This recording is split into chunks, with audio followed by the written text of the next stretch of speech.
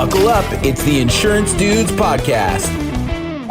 I think so. It seems like to your point, Craig, with the casting the big net, I think a lot of agents are scared to niche down because it seems like, well, if I'm not writing that much right now, if I niche down, now we're cutting out even more people.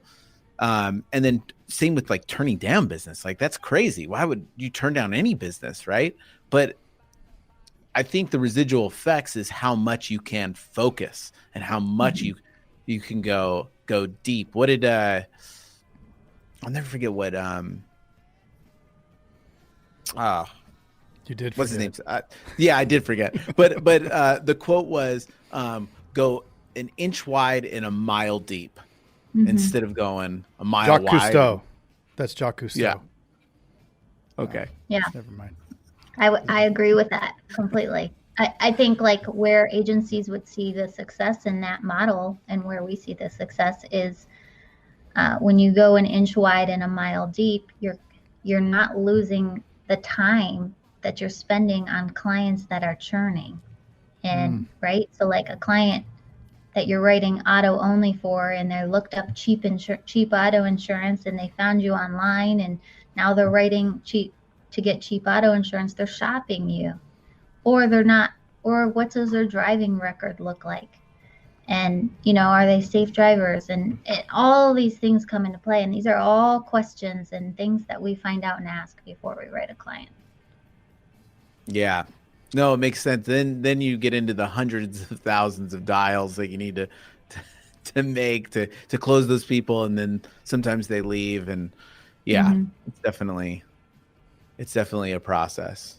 And that's what Craig and I do a lot in our agencies is we are doing that process where we'll out call any other agent, which usually those people stick better because, hey, they're, no one else is going to make that kind of effort. But it's an incredible amount of, it's a hamster wheel, right?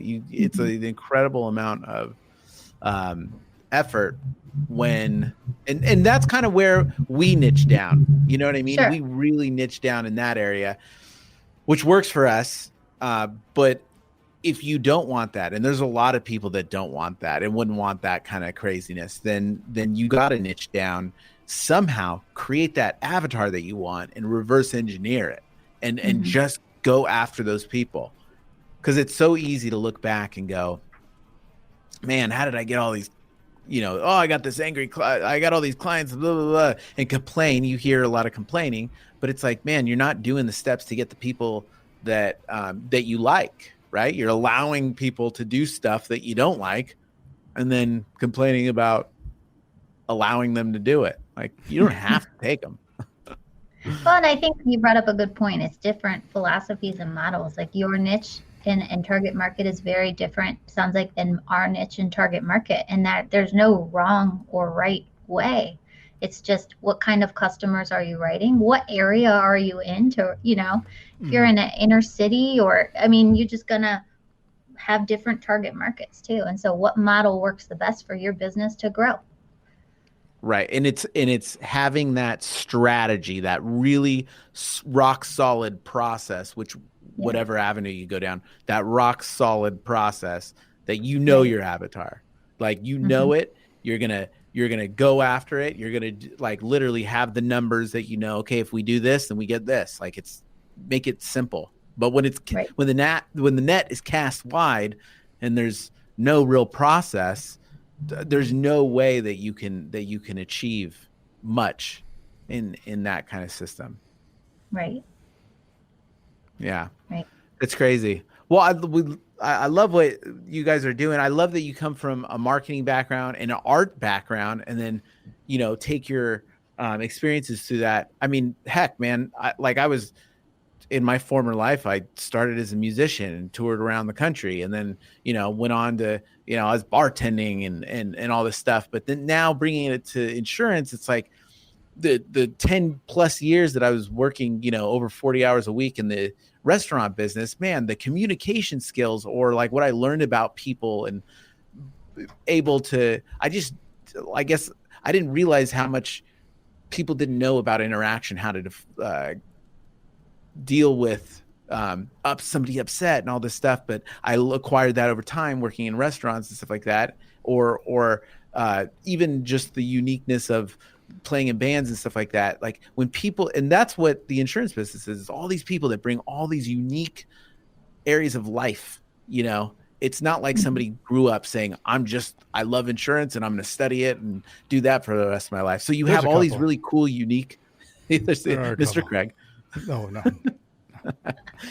But bringing these like really cool backgrounds and these really cool experiences to insurance. So the more you talk to insurance dudes and dudettes, like it's such a cool world of just crazy experience. Yeah. I love it. And that's why there's that disconnect, I think, between how insurance is perceived on the outside looking in. And I think it's partially on the industry to fix this problem, but it's once you're inside the industry, you feel and see how vibrant this community is and how amazing these people are. And I think if we continue to push ourselves in this almost like this stodgy, like persona that we give off to the public, like that's not going to help us win business in the long run, Yeah. Right. Flow doesn't help by painting the insurance dudes as suits and yeah, tough. So with this, so you brought up a good point earlier. Times are changing rapidly. People are accepting different forms of technology that you never thought that let's put it this way. Last year, totally different ball game. Not as many video proposals or online, or now we're seeing like everybody's forced into that stuff. What do you see trend wise? Like, what are you guys doubling down on? What would you advise some insurance agents out there to really maybe invest in right now as we are moving into kind of a different world, even if it somewhat goes back? Now we have all these new things that we're getting used to that can be an asset to us. Well, and I think sometimes we look for the next shiny thing, right? But I think sometimes it's getting our house in order and using this time to do that. So it may not be in investing in any other tool or technology. It may be in like looking, for example, I think there's huge opportunity in social media. And so the algorithms and everything changes and the platform continues to evolve and adapt. And if you're still posting stock photos of an umbrella with rain boots and saying, get umbrella insurance, like you need to work on that strategy, right? You need to work on your social strategy being social, and you need to attract your audience there, and you need to learn Facebook advertising and get your clients list in there and get your clients following you on social media, or you could look at email newsletters. Everybody probably uses some sort of email marketing software like a MailChimp. Those are fine. You don't need to invest in a big HubSpot or something expensive, but really refine your ability to write content that sticks with your audience and write really good subject lines. I just think sometimes we're trying to chase instead of just really focus on honing our craft. And from a marketing standpoint, that would be getting really clear on what you want to accomplish on social media, engaging with people that you want to do business with, building out referral partners, some of the simple things that, and they're simple in concept. They may be complex. Maybe you're not a good writer, or maybe that's not your strength, or maybe networking is not your strength. Well, find something that is your strength. Maybe podcasting is your strength, and maybe that's an area where you go interview small businesses in the area. I just think instead of chasing something else, it's just honing in and focusing on what you're good at. Yeah. That's good advice. And if you're not good at podcasting, still do it anyways, because that's what look we at did. us. We pulled it off somehow. And it's what the beauty of social media is. You can just be you, right? If you like fishing, talk about fishing all day. And the people who like fishing are going to be attracted to that. And then you're going to write all the people that fish. You can do anything. And it's just, I think a lot of people want to be something that they're not, or do something that isn't fun. And then it doesn't stick, so to post about the things you like, and that will attract others that are like you. And then to your point, you're going to be doing business with the people that have the same thinking and share the same passion, which is awesome. I think that goes back to what Danny was saying about like the umbrella with the rain boots and stuff, where it's like, dude, that doesn't show anything. That just shows that you're horrible at all you want is a sale and you're boring and you stink, right? I don't think that. I don't think that. I think it's people trying to actually, like, I'm proud to see agencies trying social media and trying to figure it out. That's the first step. Okay, you figured out how to make that graphic, or your carrier sent you that graphic and recommended you put it on social. Maybe, and it depends on situations, but maybe that's their first step to say, okay, everyone's telling me to be on social. Here, I'll get on social. But I think it's important to then start realizing, like, if the engagement is low or if you're not getting the traction, like, things have to shift and you got to change, and there's a strategy to it. It's not just posting to post. Right. It's showing yourself, like, be you be you. Don't be somebody else. Right. That was the word. That was so funny. So I started 4 years ago, and I wore a suit into the office every single morning for at least 6 months. It was the worst.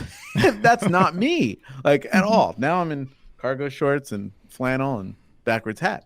But not that that's the right way. But I will say that for me, like, being able to be me, the more I'm able to be me, the more I maybe talk about my past, or, when I did this, with music or something like that, all of a sudden I'm having a way deeper conversation, more real.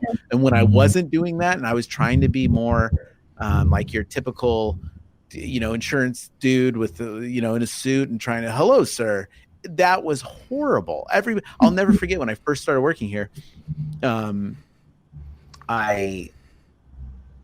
I had clients coming in and I'd be wearing a suit, and I took over a book of business, and they literally said, okay, this guy's gonna raise prices, take money, because I wore a suit and I was like trying to be all proper and stuff. And it just, as soon as I was way more real, the interaction completely changed. And interaction is interaction, whether it's online or in person. So it's like those same principles that you do in person are the same things online. Like, the more real you are, the less you look like a scammy salesperson.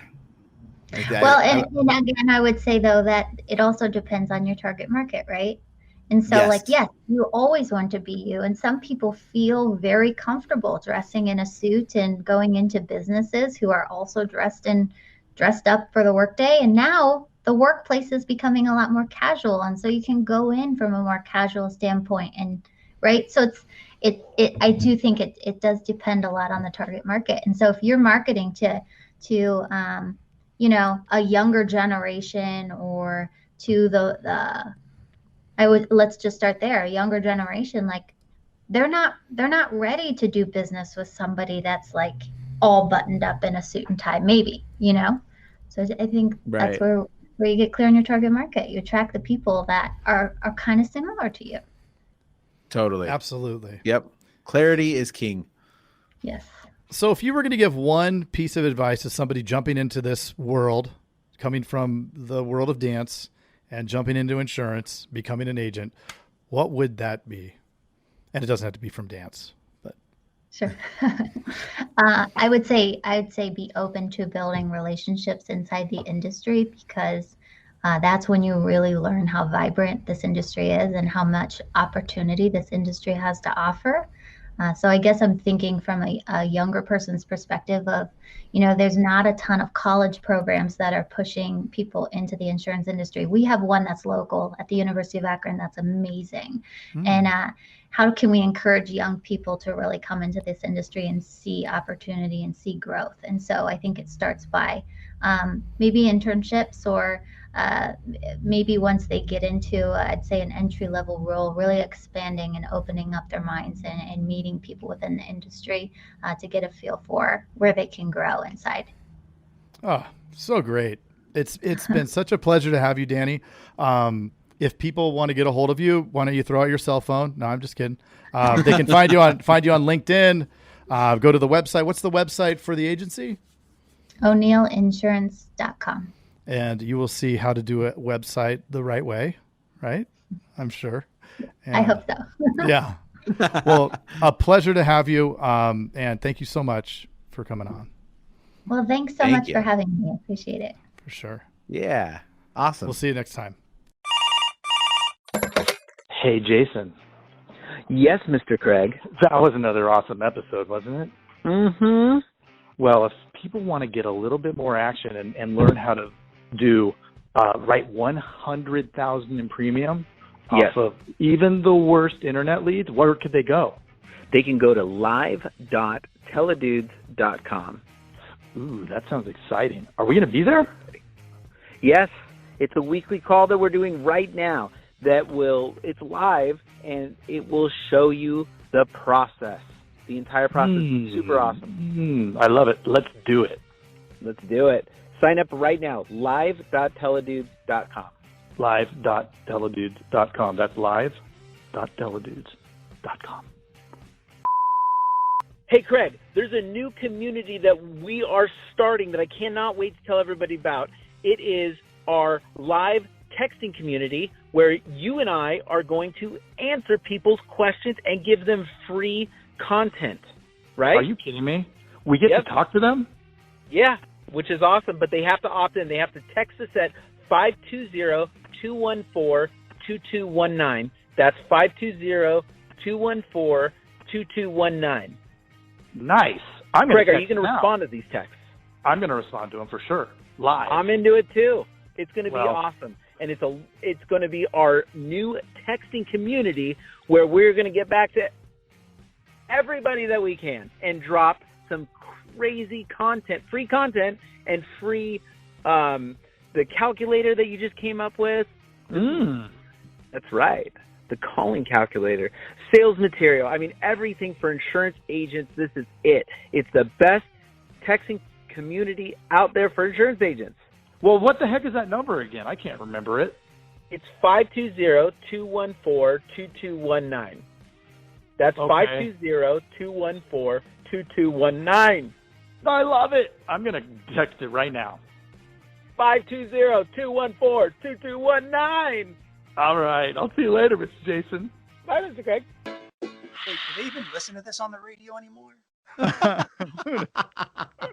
I love it. I love it. Nice. All right.